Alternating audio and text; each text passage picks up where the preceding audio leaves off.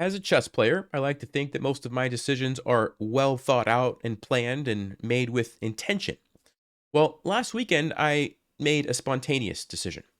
An old friend of mine sent me a text asking if I wanted to go to an OTB tournament. Now, if you don't know what that means, OTB stands for over the board. This is very different from online chess. Okay, first of all, you have to get in your car and drive somewhere or fly somewhere, depending on how far the tournament is. You have to make sure that you're registered, square everything away with the tournament director. And then once the pairings are posted, you have to go find them. You have to find your name on the list. You have to see which board you're playing at. You have to go find that board.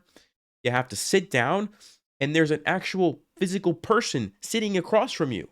You have to look at while you're playing the game, and you see their facial expressions and what they're looking at. They're looking at you, or if they're looking at the board, if they're looking over here, if they're scratching their head, if they're making a weird, you have to deal with that, right? It's very different than just sitting in front of your computer playing online, right? You also have to move the pieces yourself, and you have to hit the clock. And by the way, you're in a room of like 50 people who are all playing at the same time and hitting clocks, and sometimes they're talking about their game on the side, even though they're not really supposed to. And it's a totally different experience. Also, the board itself, the chessboard itself, looks different three-dimensionally. That three-dimensionally, is that the right word? Yeah, I think that's the right word. 3D looks different than online when you're playing with a 2D board, right? It's just different. Now, luckily for me, I kind of grew up playing both when I was younger, so I'm familiar with both. But if you've never experienced this, you should give it a try. You might love it, you might hate it, but it'll be a nice experience either way. Okay? So back to the story. Last weekend, I decided to go to an over the board tournament. And this is the first OTB tournament that I have been to in several years. And if you've watched the channel, the last tournament did not end so well. But I decided, you know what? I'm going to go to this tournament. It was a 5-round tournament where each game was 15 minutes with no increment. Now, that's a relatively quick time control for an over the board tournament, which we're going to talk more about as we get into some of these games. Now, in the very first round, I messed up. Okay? I made a I made a very big mistake. You're going to see what happened, and these are some really interesting games. I think you guys are going to appreciate this. I'm going to walk you through all 5 rounds. There was ups, there was downs. I played some international masters. Let's go ahead and jump right in. All right, so in round 1, I was paired against someone named Hayden, and I didn't know their rating at the time because it wasn't listed on the original round 1 pairing sheet. Now, I knew I was going to be higher rated because I was in the top half of the pairing. So if you don't know how this works, they basically take a list of all the people, they arrange them in order of highest to lowest rating. They take the top half, then they take the bottom half, and they sort of do this, right? Where the number 1 player plays the top player of the second half of participants, if that makes sense, and then so on and so forth. So I knew that I was in the top half of the group. I would be playing someone lower rated. I just didn't know exactly where they were at, okay? So here we go. First tournament in several years. I figured, let me just stick with what I'm comfortable with. Played the Scandinavian. He captured it, and I played knight to f6, my typical Scandinavian stuff. Knight to f3, and I decided to be aggressive, and I brought the queen out early. Now, pay attention to this, because there is a principle in chess which says don't bring out your queen early. Now, you can get away with it if you know what you're doing, but there are always risks, and we are going to see exactly what kind of risks I'm talking about here in just a little bit. Knight to c3 attacks my queen, and I decided to go for the very ultra aggressive approach, queen to h5, and if they do castle this way, I'm already set up to attack. Okay, that's why I like to go to h5. d4, bishop to g4. I'm immediately putting the pressure here on the knight. By the way, I have a cold, so I'll do my best not to cough every other sentence, but if I sound a little bit weird, that's what's going on. So he blocks the pin, continue to develop quickly, and I'm getting ready to castle queenside, which has the bonus that the rook is going to be lined up on this pawn, and I can immediately kind of put a bunch of pressure there. So far, things are going pretty well. Castled queenside and h3. Now, h3 does not actually threaten to take my bishop right now because there is a pin on the rook. Okay, another bonus, you might say, of the queen being on h5. It's kind of annoying for white. And usually if they castle, then there is a threat. That's when I would sacrifice the bishop to open up the king and try to get checkmate or something like that. Okay. Now, At this moment, Stockfish says I should have just struck with e5, put the pressure on, and even though the knight can capture, I just simply take back. This is pinned. I have enough pieces defending. Remember, the pawn is irrelevant. Sorry, the pawn is irrelevant because of the pin. So if the bishop tries to take, I would just recapture with one of my knights, and I'm totally fine. Okay. I don't know why I didn't play e5. I was just trying to play nice and solid and careful, and so I decided to go e6 instead, which is not a bad move, but I kind of missed an opportunity here to really put the pressure on white right away. Okay. They played a3. It does stop bishop to b4. And so instead, I decided to put the bishop on d6.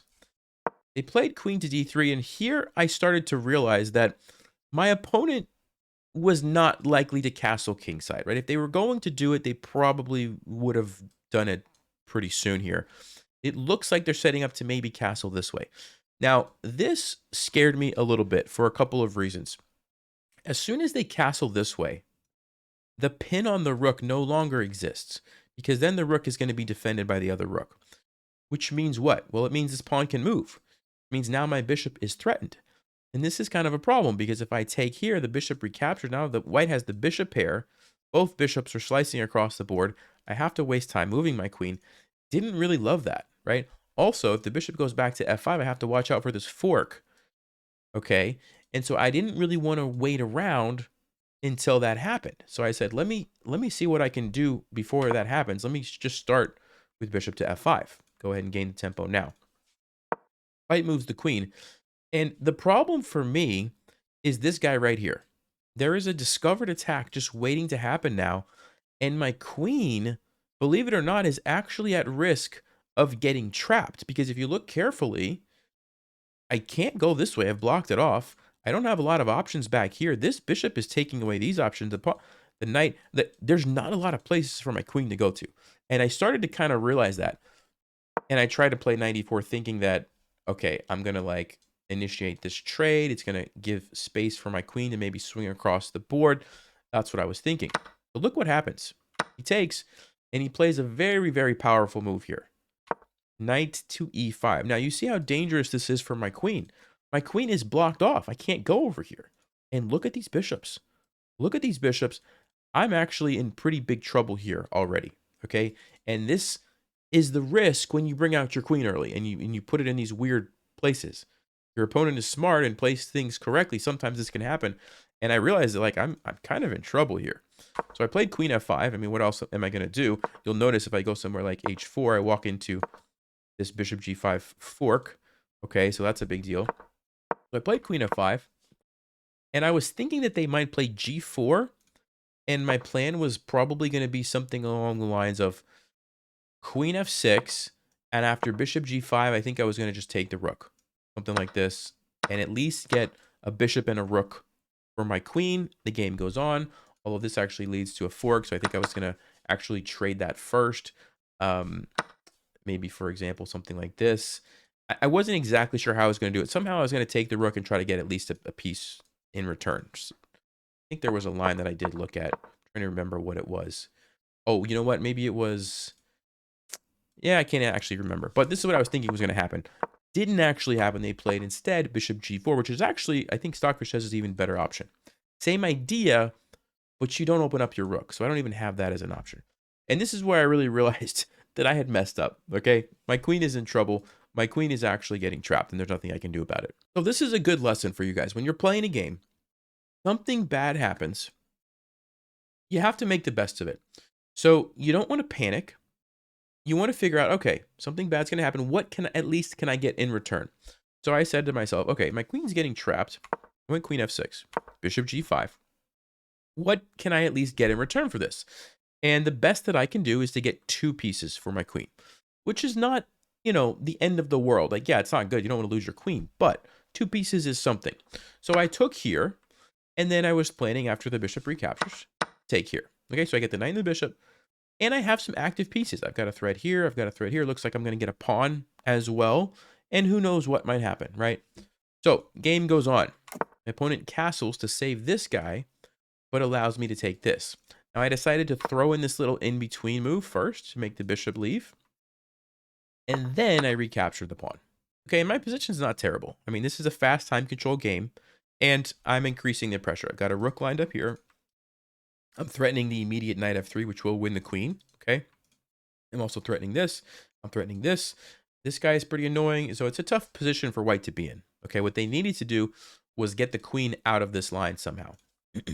Instead, they played bishop d3, which looks pretty logical, but there is a problem with it. If you guys would like to pause, what do you think I played here?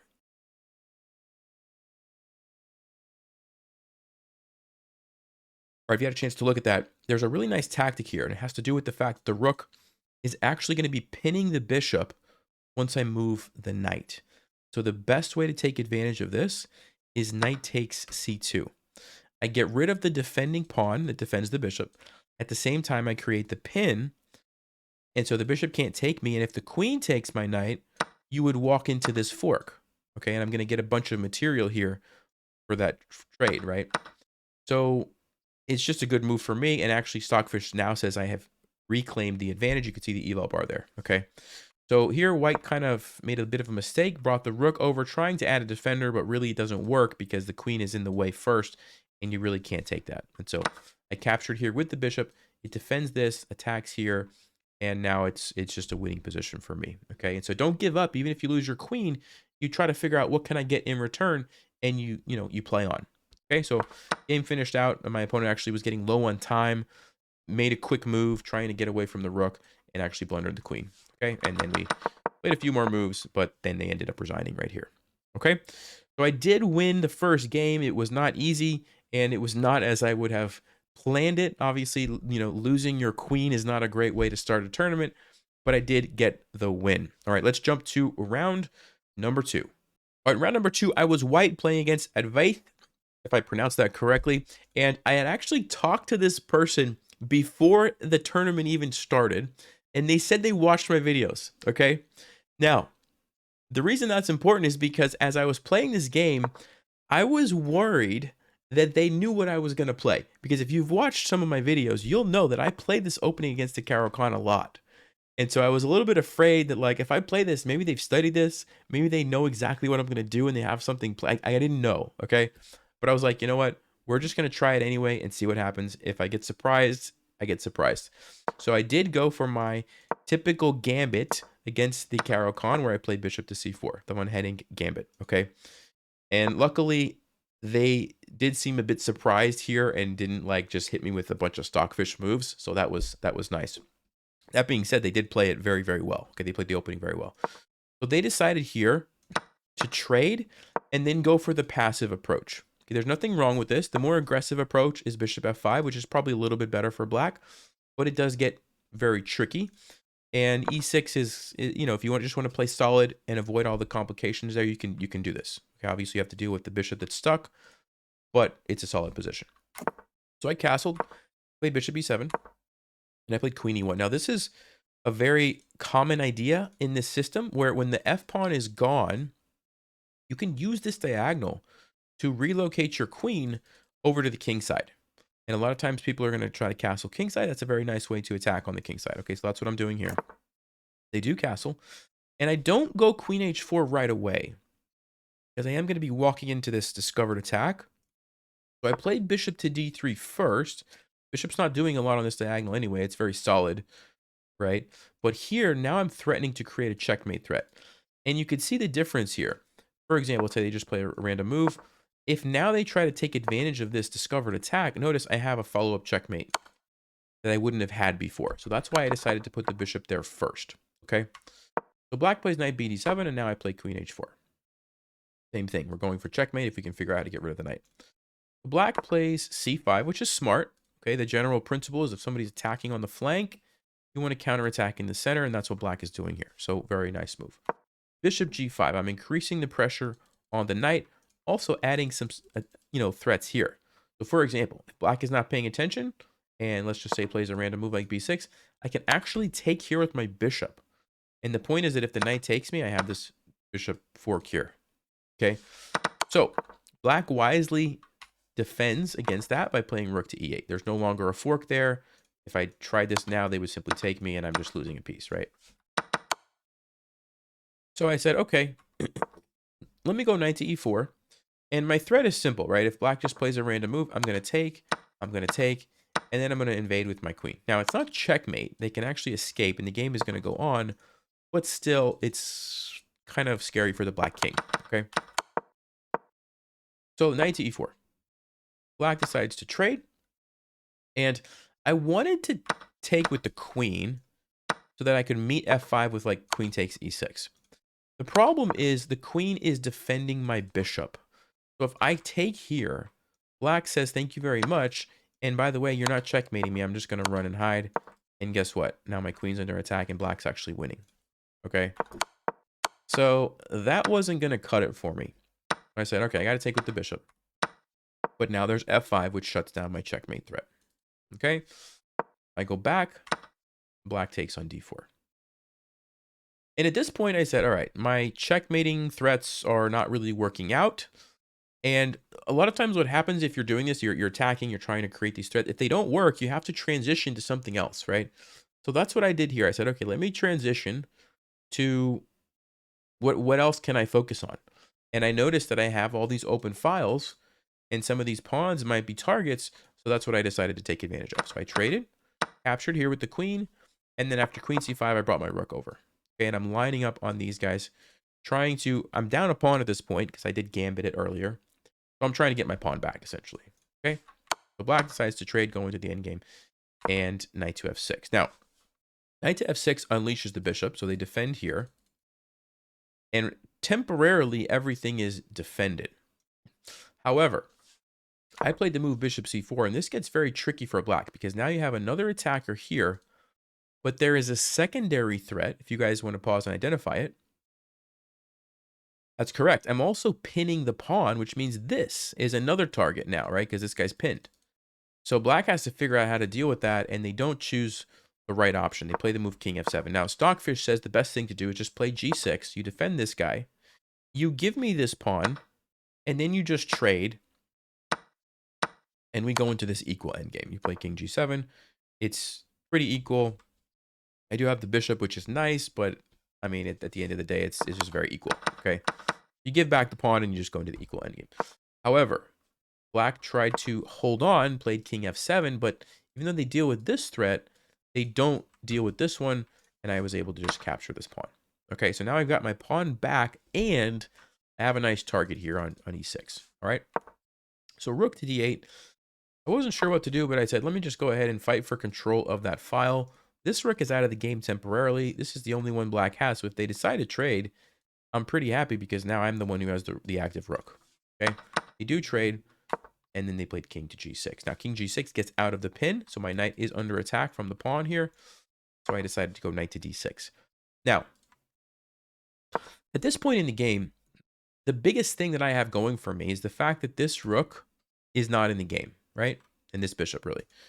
So I was trying to keep that for as long as possible. That's why I played knight to d6. Because now if black is going to go, let's just say bishop d7, they have to be willing to allow this, right? And I felt like that was going to be pretty good for me, getting a pawn there. And so that's kind of the idea, right? Now, let's keep going. They played e5.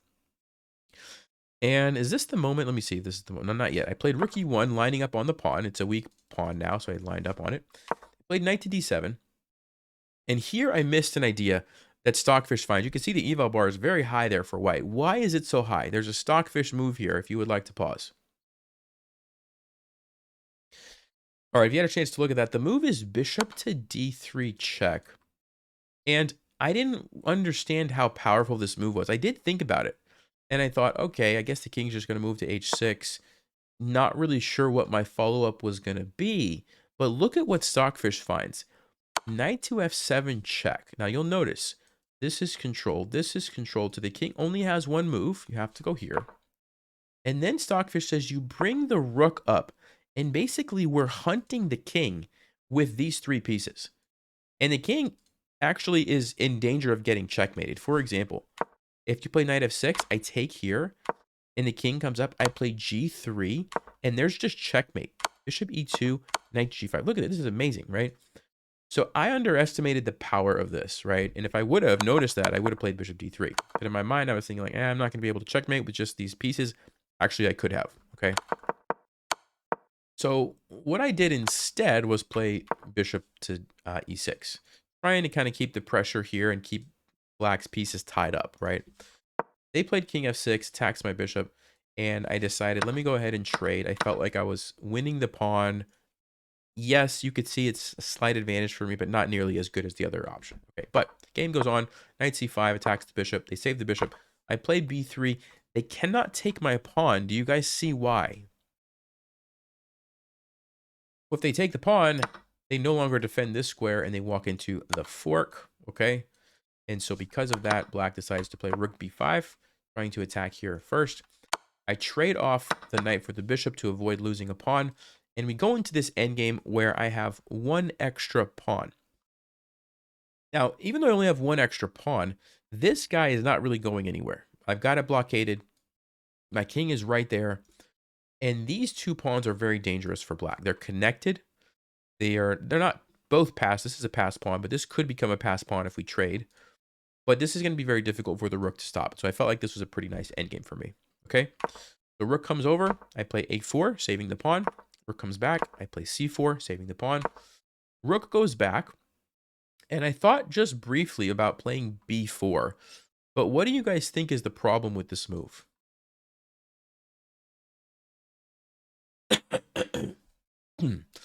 Well, the problem with b4 is that there's now an attack on this pawn, and the only thing defending it is my rook.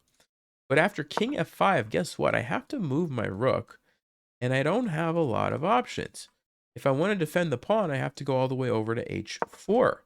But now g5 happens, and guess what? I have to leave. Now, yes, I can take this pawn, but then black takes a pawn. And yes, I can take this pawn, but then black takes another pawn. Now I only have one pawn, and one pawn is not nearly as good as two pawns when it comes to trying to get a queen, right? This is very easy for black to put a rook behind my pawn as I push it, and then I'm kind of tied up defending it with my rook, and I still have to worry about this, and it's a big mess. You could see Stockfish says it's probably a draw, right? So I decided, as long as I can hold on to this pawn, my pawns are very solid. They're not going anywhere. So because of that, I said, let me just move my king, and if this happens, I think it did. Yeah, it did. I'll just bring my rook back and defend. Right? And I'm not at risk of losing these two pawns because this is my big advantage. That's what I don't want to lose, right? Okay, so black plays e4. I brought the rook over. Rook should go behind past pawns. I'm getting ready to start pushing these guys, and I wanted the rook to be able to support it. King goes over, king comes up, rook goes over. I simply dropped my rook back, just defending, not creating any more weaknesses. Rook comes over, and now I push it. I had to avoid the fork. We're both getting lower on time at this point. This is a 15-minute game. Remember, there's no increment. And by the way, that's a big deal because when you're playing online, you can make a lot of moves really quickly when you get low on time because you can pre-move, right? You can make 10 moves in 1 second if you pre-move them. You can't do that in an over-the-board tournament. You have to actually make the move and then move your hand over to hit the clock. You can't do that in a 1/10 of a second, right? So it takes, depending on how fast you are, some people are really, really fast. I'm pretty fast, but still, it's probably going to take me like half a second to make a move in most cases, right? Anyway, we're getting low on time. Rook comes down, king goes down, rook comes over, attacks my pawn. I push it forward to defend it. Comes over here. I have no way to save this pawn, so what do you guys think I should do? Push the passed pawns, right? This is what I have. This is the passed pawn. I've got a rook behind it. I need to start pushing it. So I played c5. Captured, I played c6. And at this point, black has no way to stop my pawn. And I think they played king here. I played c7. And then the game was basically over. Okay, there's just no way for black to stop this. So you can see the danger of the passed pawns.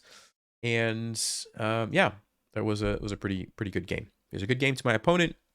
They did put up quite the fight, but I came out on top in the end. All right, let's jump to round 3 where it really starts to get interesting. All right, so in round 3, I finally got paired up. Okay, what that means is I was being paired down. I was being paired against players rated lower than me.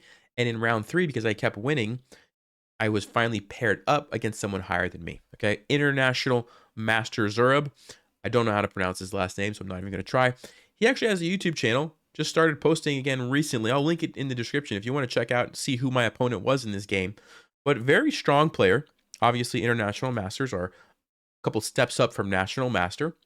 To give you an idea, on chess.com, his blitz rating is around 2,800. Okay, mine's about 23, sometimes on good days 2400. So he's 2800. Okay, a very, very strong player. All right, so let's see how this game unfolded. Played d4, and I'm not super familiar with a lot of the other lines like knight f6 and d5, so I wanted to play something that maybe would mix him up a little bit, right? And so I decided to play the Owens defense, okay, b6, and I was kind of maybe hoping he was going to play e4, but he plays c4 instead. Still, you can play the same kind of ideas, bishop to b7, e6, and I was thinking about bringing the bishop out here to really fight for control of these light squares, and he actually puts a stop to that right here, okay, with a3. So I played d5 instead, queen to c2. Now, I didn't quite understand what was the idea behind this move. Actually, he was sort of setting a little trap, which I ended up falling into, okay? So I'm going to ask you guys a question in just a second, see if you would fall for the trap or not if you were playing this game. I played knight b to d7. He takes, and he plays the move bishop to f4. Now, what move would you guys play here? And I will just say, think carefully. All right, well, if you had a chance, I'll show you what I played, and then I'll explain to you why that was a bad move, okay? I played the move rook to c8. Now, in my mind, I'm thinking, okay, he's putting some pressure on c7, obviously. I'm worried about a move like knight to b5. I think I should probably support this, and I thought rook c8 made a lot of sense. The problem with rook c8 is it doesn't actually do anything. It doesn't actually do anything. And he does play knight to b5 because he's got now 1, 2, he's got 3 pieces. It would be different if the queen wasn't on c2, right? Because then, yeah, I'm defending against this, and I could play a6, chase the knight away, and if he wants to trade, fine, I get a knight and a bishop for a rook and a pawn. But I can't do this now. But this is not a trade. This is just me losing a rook or a knight. So totally just what a useless move this was. Big mistake, right? Big mistake, and I was just not paying attention. I underestimated how powerful knight b5 was going to be, okay? So the correct move, if you're wondering, is just simply play a6. Just stop the knight from coming in. And it's funny, right? Because I talk a lot about how beginners play moves like this, and oh, don't waste time playing moves like that, you know? But in some situations, you have to, right? And this is an example where this is a critical threat. This is the best way to deal with the threat. And in this case, a6 is the best move, okay? So I played rook c8, and now I'm already in trouble, okay? I'm already in trouble. There's really nothing good to do here. If I play a move like bishop d6, trying to block this off, he's going to simply take it, right? Look at this. I get forked. I can basically resign. If I try to play something like c6, he's going to take here, hits my rook, and then once I move, he's probably going to just grab another pawn. I'm just literally losing everything. There's just nothing to do, okay? So I played the best option, c5, at least trying to strike at the center. Yes, I'm going to lose a pawn, and it's super annoying because not only do I lose a pawn, I lose it with tempo. But look at this. I have no good moves for my rook. I basically have to go back, and then he just goes back to knight to b5. Okay, I'm down a pawn, and I literally wasted my last 2 moves going back and forth with my rook. Okay, so not off to a great start. But I said, you know what? It's just a pawn. If Stockfish was playing this position, Stockfish would surely win. Let me just keep playing, see what happens. Not that I'm Stockfish, but the point is, like, who knows what might happen, right? So I played on. We went back to c8 because, again, he's threatening a fork, right? And again, I don't have really any good moves. I have to go back. Okay, so totally just wasted a bunch of time. He plays g3, which is a really nice idea. He's actually trying to activate his bishop over here. Initially, I thought he just wanted to go to g2, but he's going to h3, which is a pretty annoying place for the bishop. Played bishop e7, bishop h3, and I castled. He castles, and I played bishop to a6. Now, at this point, I'm just trying to create counterplay. I'm trying to at least, you know, create threats that maybe he has to deal with. He plays knight to c3. I traded, and the reason I traded here, and even though it messes up my pawns, it opens up the c5 square for a piece. So maybe I can put my bishop there. Maybe I can put my knight there and start jumping around to different places. And it opens up the rook to put pressure along the c-file. Okay, and I need to do something to mix it up, right? I'm down a pawn. I'm not gonna win the game if I just like don't do anything. So I traded here, He captured with the knight. Played bishop c5. Rook came over. I brought my rook to the file. And let me actually check something, because right around here, let me see, what move are we on here? Move 17. Yeah, right around here, I started to lose the notation. I think I had a few more moves. So move 17, move 18. Okay, so he played queen a4. I brought my bishop back. He brought his knight in. I think I traded here. Yeah, and this is where my notation runs out. Okay, this is my notation, by the way. You can see that. I don't have the notation. So here's the deal. It's a 15-minute game. You have 15 minutes for the entire game. Notating is not required. Okay, I wasn't required to write the moves down because it's such a short time control. However, I wanted to, but I would have a record of the game. But at this point, I don't remember exactly how much time. I think we were down at the five-ish minute mark. I was like, you know what? I have to start moving a little bit faster, maybe put some pressure on the clock since I'm losing the position. And so I stopped notating, tried to move faster. Okay. Problem with that is I don't have the rest of the game. Okay, I have a few more moves. I think this is what happened. I think he took with the rook. I think I played knight c5. Queen went back. I brought my knight to e6 to deal with the threat here. It's getting really tricky and complicated. I think he maybe played rook before, and I played like rook c6. Something like this, okay? Unfortunately, I lost the rest of the game. So, I can't show you what happened, but I can tell you what happened. We started moving a lot quicker, because at 5 minutes, you're kind of now playing a blitz game, right? You don't have the increment. You don't have pre-moving. And so it got really wild. It got complicated. I stayed down a pawn, but it started to get really interesting towards the end. And he was getting lower and lower on time, and I had a time advantage. I had a couple of minutes advantage. And I blundered one of my knights. Okay, I blundered one of my knights when he was under a minute. Okay, so now he's at like, I don't know, 40 seconds, 30 seconds or something. We're moving like super quickly. Blundered my knight, but I'm still fighting. He's about to get a queen. He's pushing a pawn down the board. I'm trying to be as annoying as I can. I have a bishop left. I'm still like checking him.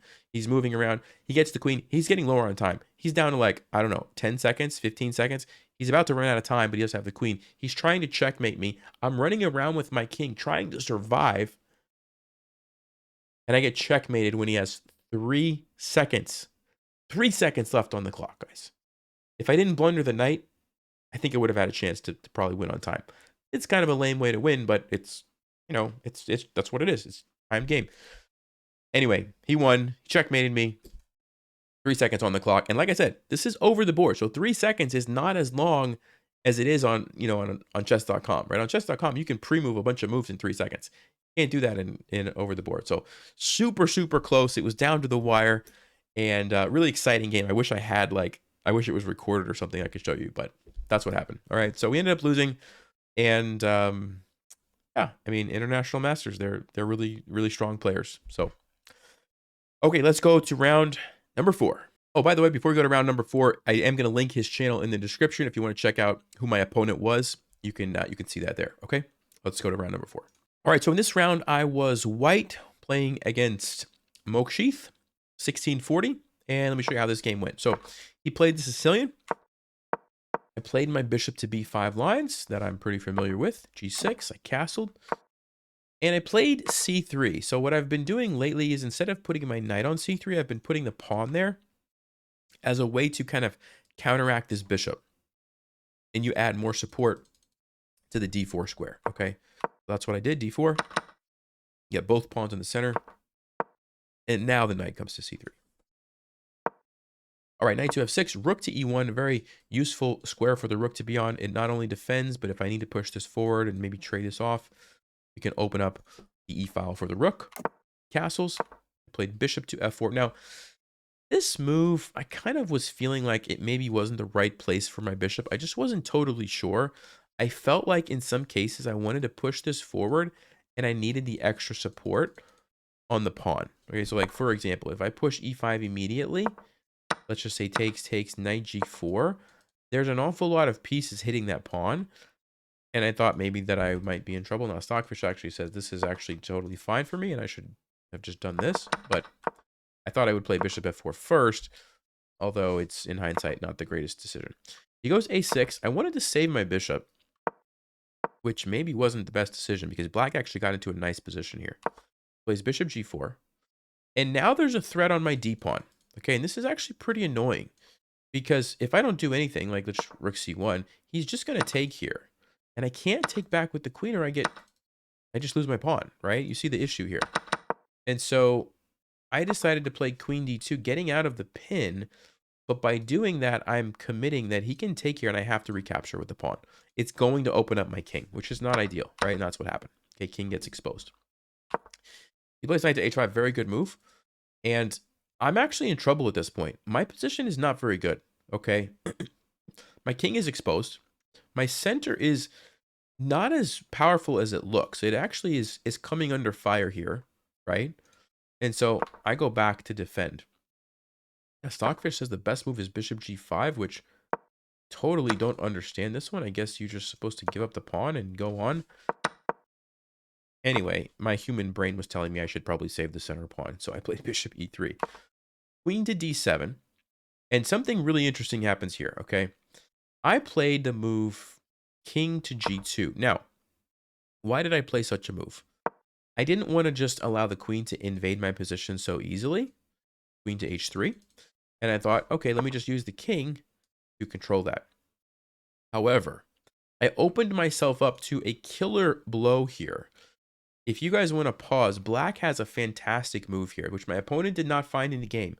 They have a fantastic move.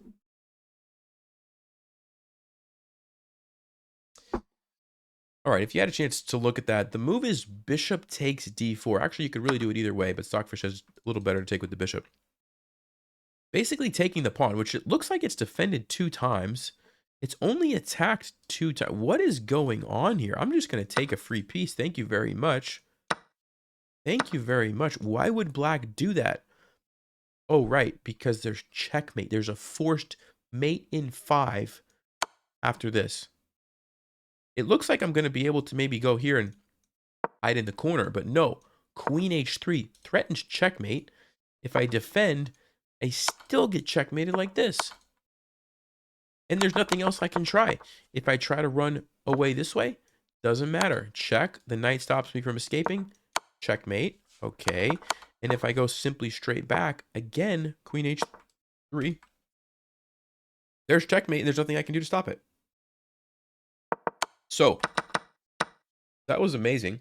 And it just goes to show, when there are pieces like this, a queen and a knight, around a king that's exposed and doesn't have pieces to defend, you got to look for tactics. There might be something available. So, luckily for me, my opponent didn't see that and played rook c8. Okay, played rook here. The same tactic exists, by the way. Okay, same tactic still exists with this checkmate threat. Again, it was missed by my opponent. And now I played bishop d3. Now the bishop can actually help support, and the tactic no longer exists. Okay, it goes back. I played bishop back to e2, and I kind of realized that like I needed some support along those light squares, so that's why I sort of did this maneuver. b4 chases my knight. I jump in. Queen goes over to b7. Rook to c1. e6, and at this point, I realized that my knight was trapped. My knight is trapped. Well, that's not entirely true, but let's talk about that in just a second. So I can't take this. I can't go here. I can't go there. I can't go there. I can't go there. I can't go there. The only square that I could go would be to knight to f4. The problem with knight f4 is that black simply takes, and then my d-pawn is undefended because my bishop was lured away. So my knight wasn't totally trapped, but this is a terrible situation for me to be in. I didn't really want to do that. So instead, I decided to sacrifice my rook and at least get a knight and a pawn, and we get this sort of interesting dynamic. Now, Stockfish is crazy.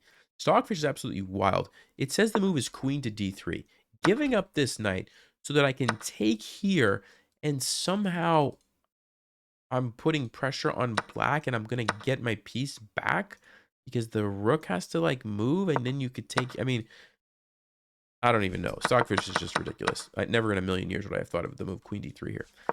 Anyway, let's keep going. So I decided to sack the rook, and I'm at least going to get the knight and the pawn for the rook. Now, I thought black was going to play rook to b6, which I think they should have. And then I was going to just sacrifice this and go into this position where I have the 2 pawns and black has the extra knight. Now, This should be better for black. You could see the evo bar there. Definitely better for black. But it's not that simple. The knight's way on the other side of the board. These pawns could become pretty powerful, and who knows what was going to happen. That's what I thought was going to happen. But instead, black decided to play rook c7. Now, rook c7 doesn't add this support to the pawn, so I could simply take it and end up getting 2 pawns and a knight for the rook. Now, this is a big deal because now I have these 2 pawns that I can start throwing down the board. And whenever you have connected passed pawns, that's a sign that, like, hey, maybe you should use those, okay? So that's exactly what happened for the rest of the game. I just started pushing him, b4, and black decided to activate the knight, which kind of makes sense logically. The problem is it's too slow. It just takes so long for that knight to get over here, and I got so many free moves with my pawns, it just wasn't worth it. Stockfish says the best thing to do is play f5 and try to create counterattacking chances over here, and I think that was the way to go. But instead, they decided to go here, b5, a4. I simply traded, and I played a5. So look at how many pawn moves I got in the last couple of moves, right? You could see how dangerous these guys are going to be now. And they've got the queen and the bishop supporting, right? So it's very tricky for black. They try to invade with the queen. I played d5. Now, the reason I played d5, and Stockfish seems to think it wasn't really necessary, but I wanted to make sure that this bishop was going to be able to play a role in supporting the pawns, and I didn't want d5 to happen where it gets shut out. Now, turns out I didn't probably really need to do that, but that's what I was thinking. They trade, they bring the rook over, and I play a6. Okay? Again, pushing the pawns. Bishop to d4, and it looks like black is stopping my pawns. So what do you guys think I should do here? Well, the move is bishop to e3, and I'm regaining control of that diagonal. Now, yes, I might lose a pawn in the process, but who cares? It's a pawn that doesn't mean anything, right? What's more important is that I unblock these pawns so they can continue to move forward. Okay, that's why bishop e3 is the move that I needed to play. So black trades, they take, and then b6. Okay, and now it's extremely dangerous for the rooks. Rook to b3, I played b7, and black tried to go on the offensive. Really, there's not much that they could do. I think a better try would have been to just move the rook somewhere along here. The idea is that if I push, they simply take. But it makes it a little bit tricky for me to figure out what to do. I think I was going to play rook c1. Actually, I can't play rook c1 immediately because it's check. So I would probably play something like king f2 and then try to bring my rook over and around. And yeah, black could try to get tricky with rook b2 or something. But instead, they did this, which made my life very simple. If you would like to pause, what's the move for me? You had a chance to look at that. That's correct. a7 simply wins because if they take me, I get a queen. And if they don't take me, I also am going to get a queen, right? There's just nothing that they can do. So the passed pawns came through, and I did come away with the win. But I did get a little bit lucky, obviously, that black missed that tactic earlier. Okay, let's jump to the final round. All right, so at this point, I have 3 out of 4 points. I get paired up again against a WIM, so a woman international master. Very strong player, rated 2297. And one thing that you should know about this tournament, this is not to make excuses, this is just the reality. I had a migraine that started a couple of hours before the tournament, and I was kind of like pushing through the migraine for each of these games, okay? And by the last round, I'm like done. I am worn out. My head is killing me. I've never had a migraine before. It's basically like running into a wall, and then immediately after you smack your head, you sit down and have to play a game of chess. Like, that's kind of what it felt like. So I was like, I'm tired. I'm kind of done. But just keep that in mind as we go through this game, okay? So I played the Scandinavian.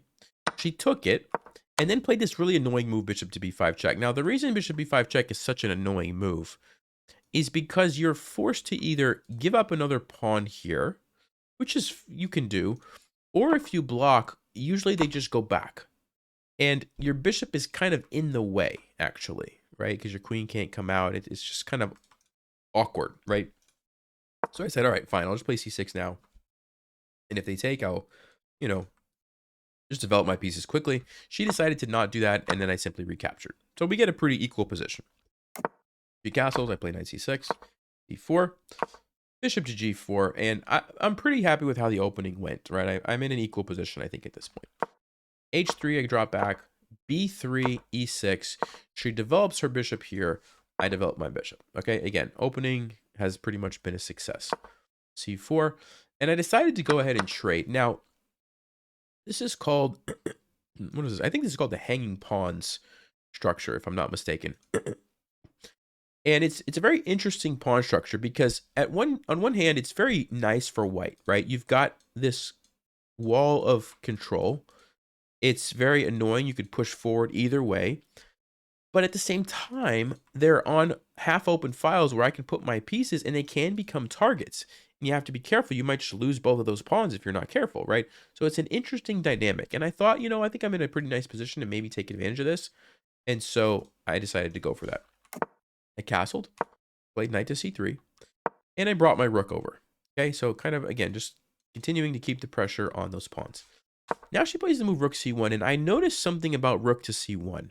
What do you guys think I noticed? Well, I noticed that I could just attack it. And this is kind of annoying for two reasons. Number one, you don't really want to have to move a rook that you just moved there because that's wasting time. But at the same time, I unleash my queen to where I'm really putting the pressure on that d4 pawn, right? And I also have my bishop lined up here. And she plays rook b1.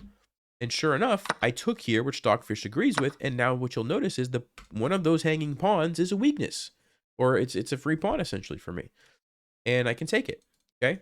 So I did, with my queen. Stockfish says this is fine. She plays queen e2. And right here, I totally underestimated what was going on. So if you want to pause and just maybe analyze this position for a second, what do you think is the biggest issue for me as black in this position? All right, if you had a chance to pause and analyze that a little bit, the biggest problem for me is my queen being lined up with this bishop, okay? Because it's a discovered attack whenever this knight moves. And I should have taken that much more seriously than I did. In my mind, I was thinking, I see that, but whatever. I'm going to just create my own threat. I won't worry about it. That was literally the logic. I was like, I'm going to go here, create my own threat. If the knight moves somewhere, I don't really care. I'm just going to take the pawn and be happy. Which was a terrible idea and basically lost the game in one move. Like that was it. That was a losing move right there.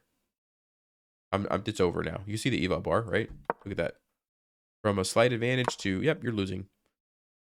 And she took advantage of it perfectly. Knight to d5. There's the discovered attack. And what I missed was this. I didn't realize that it was actually threatening a fork. So I thought I was going to have more options available to me than I actually did.